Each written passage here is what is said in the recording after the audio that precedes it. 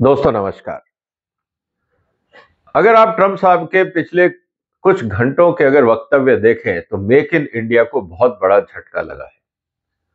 उन्होंने डायरेक्टली और indirectly American companies को यह बोल दिया है कि आपको भारत में इन्वेस्ट करने की जरूरत नहीं। अगर आप ये सोचेंगे कि अमेरिकन कंपनीज विदेशों में क्यों इन्वेस्ट करती हैं तो उसके दो तीन कारण हैं। एक तो बाकी देशों में लेबर सस्ती है, कॉस्ट ऑफ प्रोडक्शन कम है और बाकी जो रेगुलेटरी चैलेंजेस हैं वो अमेरिका के हिसाब से कम है। इसीलिए कंपनियों को ये लगता है कि अगर वो विदेश में इन्वेस्ट करेंगे तो शायद उनका मुनाफा ज्यादा होगा, लायबिलिटीज कम होंगी। यही कारण है कि अमेरिका में इन्वेस्ट करना या दुनिया के किसी और देश में इन्वेस्ट करना यह तभी सही होता है जब अपना देश मुसीबतें पैदा करे या दिक्कतें पैदा करे। ये बात ट्रंप साहब को समझ में आ गई और क्योंकि वो बिजनेसमैन है तो निश्चित रूप से बाकी बिजनेसमैन से भी उनकी लगातार बातचीत होती होगी और अभी नहीं, काफी समय से, कई सालों से, दशकों से। तो उनको ये पता है कि बिजनेसमैन अपना देश छोड़ के विदेश क्यों जाता है। इसी बात को फोकस करके उन्होंने कुछ अपने विचार रखे हैं और आज जो एग्जीक्यूटिव ऑर्डर साइन हुआ है उससे ये पता लगेगा कि वो सिर्फ विचार ही नहीं, वो उसके एक्शन पे भी लग गए। और अगर आपने उनका फॉक्स टीवी पे इंटरव्यू देखा हो तो उन्होंने एक बात बहुत सही कही। उन्होंने कहा, देखिए, जो राष्ट्राध्यक्ष होते हैं, प्राइम मिनिस्टर्स हो, प्रेसिडेंट्स हो, वो घोषणाएं तो कर देते हैं लेकिन उनकी घोषणाओं पे काम हो रहा है या नहीं, इस पे कोई ध्यान नहीं देता। इसीलिए एलन मस्क की जो टीम है उसका काम यह है कि जो भी घोषणाएं की जा रही हैं उन पे कार्रवाई हो। हम नहीं चाहते कि हम घोषणा करें और उन पे कार्रवाई ना हो।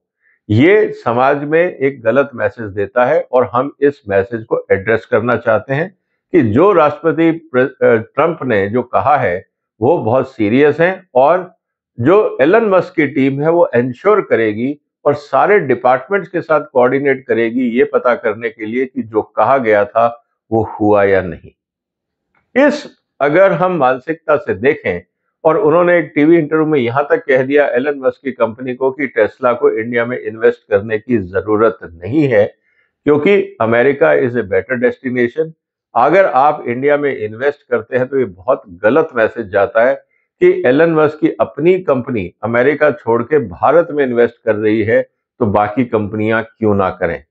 तो इस बात को भी उन्होंने बहुत क्लियरली सबके सामने टीवी पे बोल दिया। दूसरी तरफ उनका यह कहना था कि मैं भारत सरकार से बात कर रहा हूं कि जो टैरिफ हैं वो कम हो, नहीं तो हमारे पास भी फिर वो अधिकार है कि हम भारतीय पदार्थों पर और आने वाले जो आयात होते हैं उन पे हम शुल्क लगाएं और जिससे कि जो हमारा नुकसान हो रहा है, हमारी कंपनियों का नुकसान हो रहा है, हम उसकी भरपाई कर सकें। इसका मतलब यह है दोस्तों कि मेक इन इंडिया के ऊपर बहुत बड़ा खतरा ट्रंप साहब की जो सोच है उसने लगा दिया है।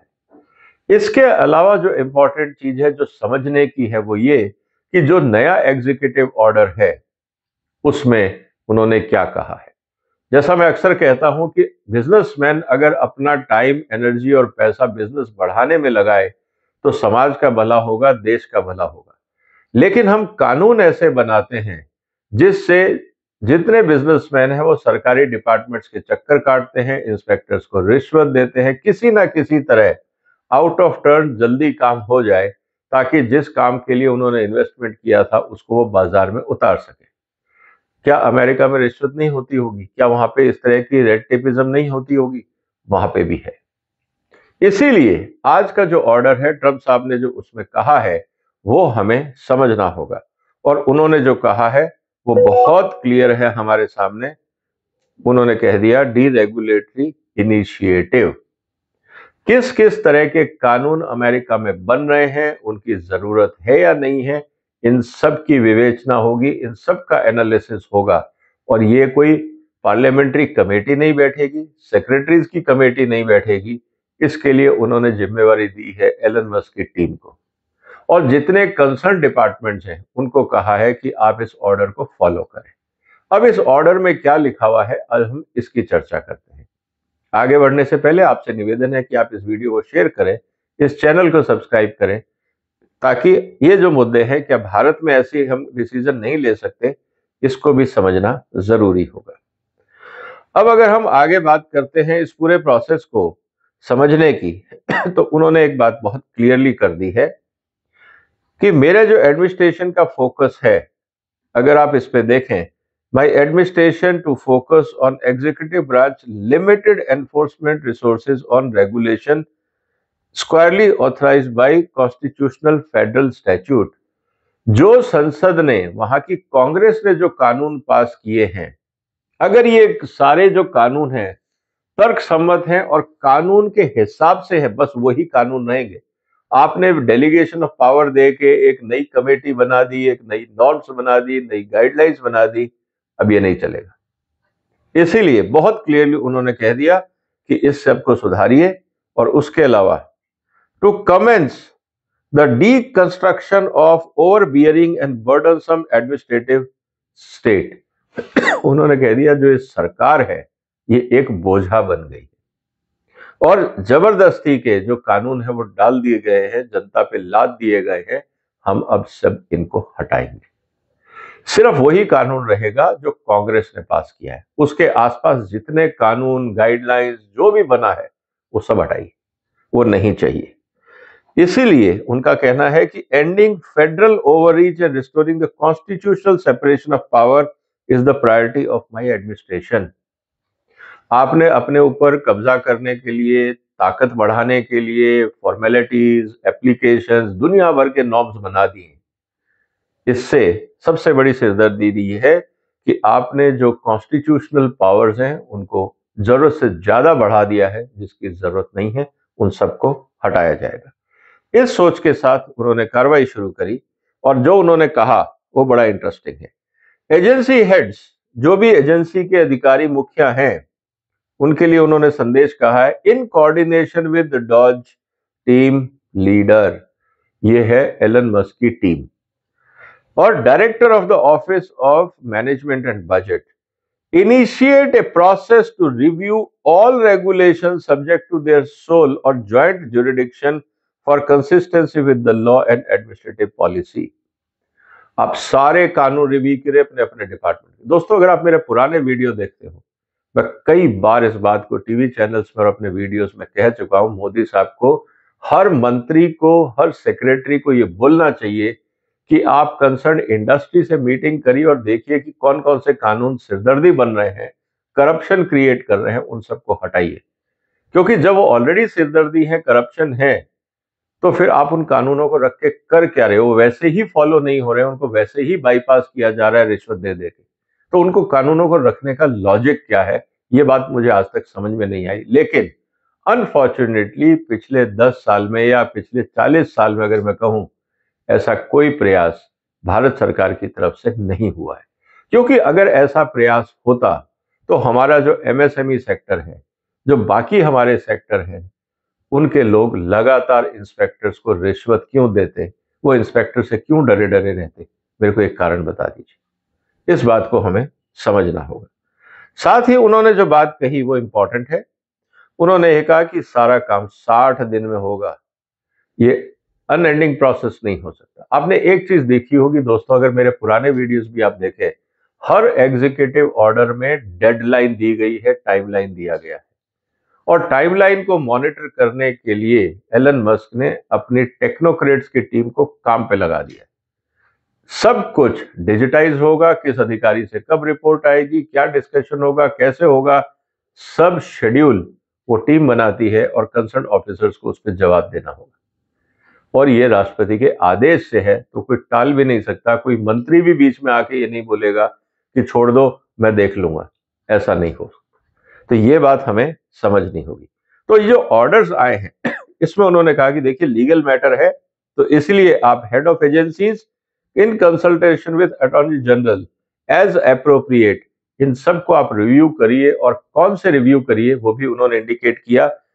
Unconstitutional regulation and regulation that arise serious constitutional difficulties, आपने अपनी तरफ से केंद्र, मतलब कि पार्लियामेंट ने कानून पास नहीं किया, कानून कुछ और था, संविधान में कुछ और लिखा हुआ था, आपने उसका अपनी तरफ से इंटरप्रिटेशन किया और एक नई मुसीबत खड़ी कर दी। ये जो चीज है ये हमें समझनी होगी, ये नहीं चलेगा। Such as exceeding the scope of power vested in federal government by the constitution।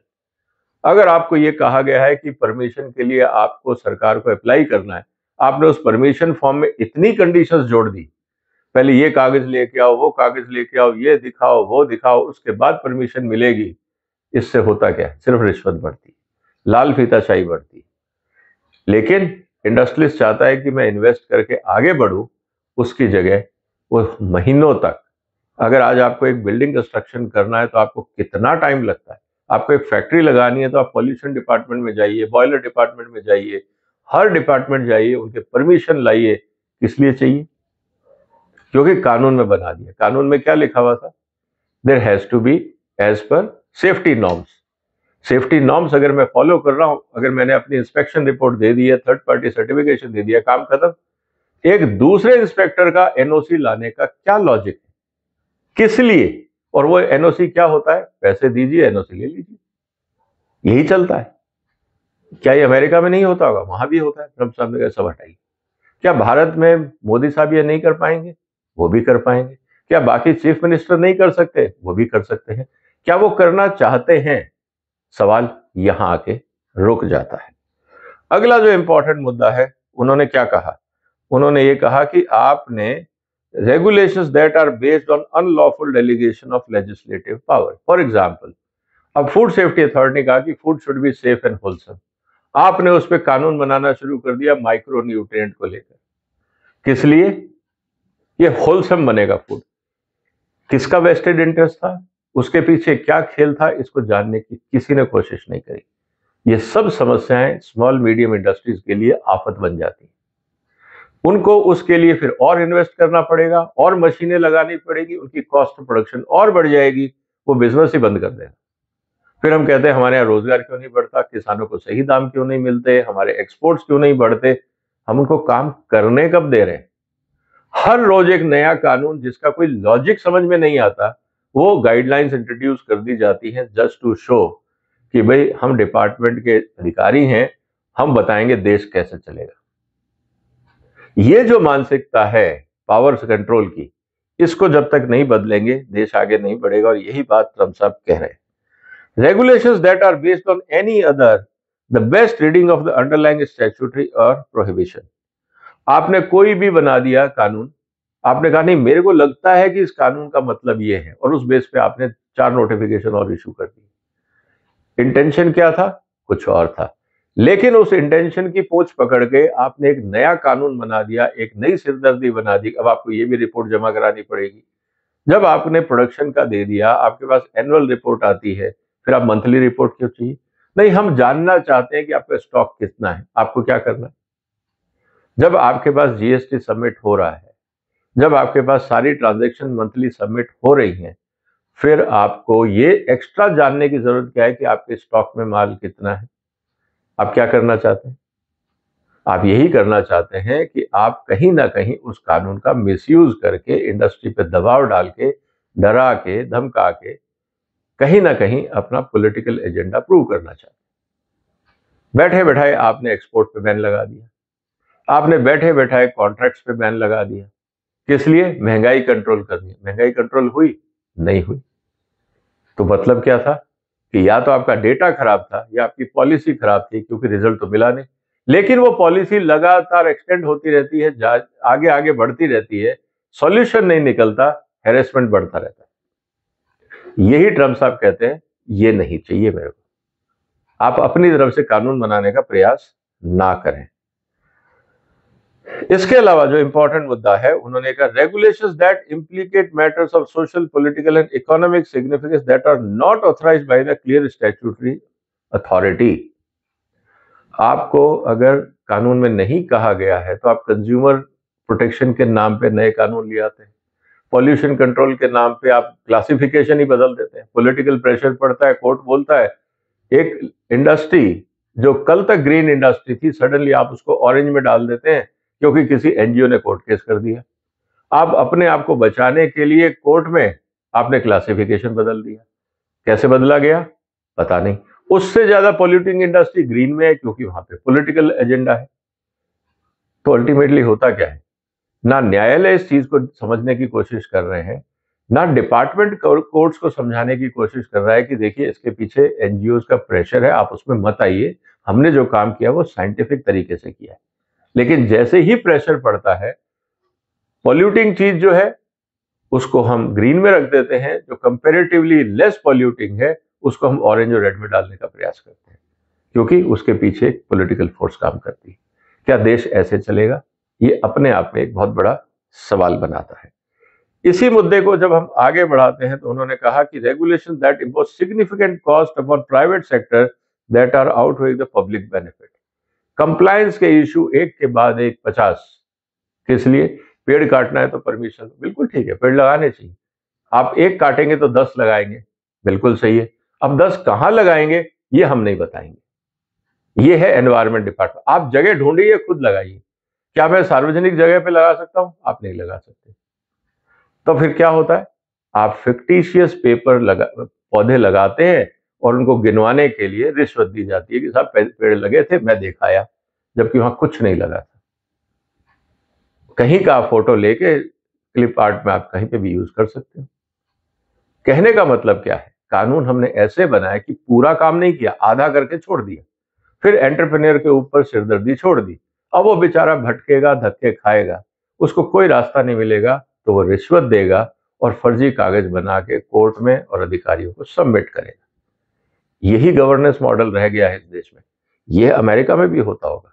इसीलिए उन्होंने कहा ये सब तमाशे बंद करिए, हमें आगे बढ़ना है, इस तरह से काम नहीं चलेगा। इसके अलावा regulations that harm national interest by significantly unjustified impeding technological innovation, infrastructure development, disaster response, inflation reduction, R&D, economic development, energy production, land use, foreign policy objectives।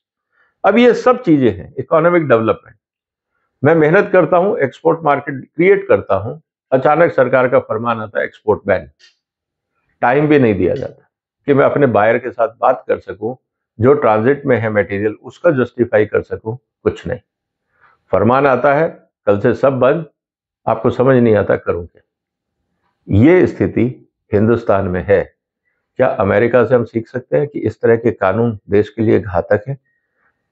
Regulations that impose undue burden on small businesses, impede private entrepreneurship and enterprises। Undue burden, बेचारा small scale industry का आदमी सरकार के दफ्तर के चक्कर काटेगा, inspectors को रिश्वत देगा या बिजनेस करेगा या कस्टमर देखेगा। छोटी सी टीम है, अकेला एंटरप्रेन्योर है, दिन भर मेहनत करता है, लेकिन end of the day frustrate होता है, अपनी कंपनी बंद करता है, चाइना से इंपोर्ट करता है, मैन्युफैक्चरर को हम लोग ट्रेडर बना देते हैं और फिर हम कहते हैं हमारी इकोनॉमिक जीडीपी बढ़ रही है, हमारा जीएसटी बढ़ रहा है। मान लिया वो जीएसटी तो बढ़ा, लेकिन उस जीएसटी में माल किसका था? मेड इन इंडिया था या मेड इन चाइना था? इसका एनालिसिस कौन करेगा? ये बात समझने की है, इंपॉर्टेंट है। इसके अलावा जो इंपॉर्टेंट बात आई है वो ये कहना कि ये सारे जो एजेंसीज हैं, agencies shall prioritize review of those rules that satisfy the definition of significant regulatory action। सारे कानून प्रायोरिटी पे करिए, ये नहीं कि अभी टाइम नहीं है, बजट का टाइम है, वो बाद में हो सकता है। आप तुरंत एंटरप्रेन्योरशिप पे फोकस करिए। और सबसे इंपॉर्टेंट बात क्या आ जाती है? फिर वही timeline, within 60 days of this order. और इंपॉर्टेंट चीज कि क्या होगा? Agency head shall provide the administrator of office of regulatory affair within the office management and listing as per the requirement। सारे कानूनों की लिस्ट बनाइए और बताइए क्या चाहिए, क्या गलत है और क्या सही हो रहा है। इसके अलावा अब अगर आपको नया कानून बनाना है तो नया कानून बनाने की प्रक्रिया क्या होगी? Agency shall continue to follow the process, executive order, submit regulation to the department, consult मतलब कि एलन मस्क की टीम। आप पहले कानून जो बनाना चाहते हैं, आप कंसर्न बजट डिपार्टमेंट को सबमिट करिए, क्योंकि उसमें कितना खर्चा आएगा, पैसा लगेगा, वो बजट डिपार्टमेंट बताएगा। उस कानून की जरूरत है या नहीं है, ये एलन मस्क की टीम बताएगी। आपको उनके साथ कंसल्ट करना होगा और पोटेंशियल जो रेगुलेशंस हैं एज सुन एज पॉसिबल, जो चाहिए उस कानूनों को हम जल्दी से जल्दी लागू करेंगे। In evaluating the potential new regulation, agency head, Dodge team, and the administrator shall consider in addition to the factors set out in the order, और जो ऊपर कहा गया है कि कोई भी काम गलत ढंग से नहीं होगा। तो दोस्तों, मेरा कहने का मतलब एक ही था कि हम मेक इन इंडिया की बात करते हैं, अगर हमने एफिशिएंट वर्किंग एनवायरनमेंट नहीं दिया, इन्वेस्टर नहीं आएगा। ट्रम्प साहब ने तो पहले अमेरिकन कंपनीज को डरा दिया कि आप बाहर जाओगे तो तुम्हारी क्लास हम ले लेंगे, और क्यों जा रहे हो हमें बताओ, वो एनवायरनमेंट हम तुमको अमेरिका में देंगे, इंडिया जाके क्यों कर रहे हो? आपको ट्रेड करना है, मार्केट चाहिए, कस्टम ड्यूटी बहुत ज्यादा है, हम देखते हैं उसका हम क्या कर सकते हैं। तो कहने का मतलब ये है कि मेक इन इंडिया और भारत के पॉलिसी इकोसिस्टम को दो तरफ से चैलेंज है, एक तरफ चाइना और दूसरी तरफ अमेरिका। अगर ये दो बड़े लोग भारत के व्यापार पे नजर लगाए रखे हैं और हम नहीं सुधरे, तो कस्टमर को तो प्रोडक्ट मिल जाएगा, देश की इकोनॉमी नहीं सुधरेगी, हमारा एंटरप्राइज नहीं सुधरेगा, हम ब्यूरोक्रेसी लाल फीताशाही लेके बैठे रहेंगे और हर साल समस्याएं बढ़ती रहेंगी। दोस्तों, आपको क्या लगता है, क्या मोदी जी को ये इनिशिएटिव नहीं लेने चाहिए? अब सरकार उनकी है, अगर वो ऐसा ले लेंगे इनिशिएटिव, तो मुझे लगता है अगले कई दशकों तक वो राज कर सकेंगे। नहीं तो जनता में रोष बढ़ेगा, गुस्सा बढ़ेगा, कहीं ना कहीं लोगों को कहना पड़ेगा कि सर, जो हम उम्मीद कर रहे थे वो नहीं हो रहा। मोदी जी ने कहा था कि जैसे ही तीसरा चुनाव जीत के वापस आएंगे बड़े फैसले लेंगे। मुझे लगता है ये सबसे बड़ा फैसला है, इस पे कोई उनको कार्रवाई करनी चाहिए। आपको क्या लगता है दोस्तों, क्या भारत सरकार इस तरह के एग्रेसिव स्टैंड ले पाएगी? क्या पॉसिबल है हिंदुस्तान में? जो भी आपके विचार हो कमेंट बॉक्स में लिखिए, इस वीडियो को शेयर करिए, हमारे चैनल को सब्सक्राइब करिए, सपोर्ट करिए। फिर मुलाकात होगी एक और महत्वपूर्ण मुद्दे के साथ, तब तक अपना ध्यान रखिएगा। फिलहाल वंदे मातरम।